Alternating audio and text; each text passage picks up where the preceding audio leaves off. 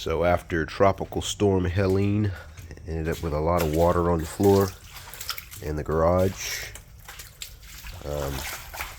So now I'm just gonna basically use the shop vac to try to see if I can suck most of it out. So let's see what happens.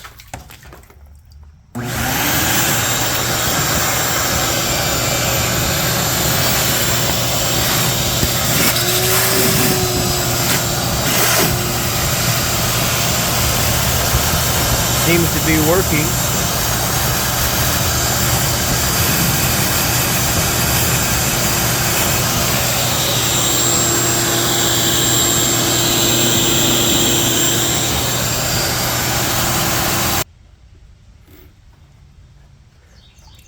So it did a good job, but there's still a lot of water, so keep going.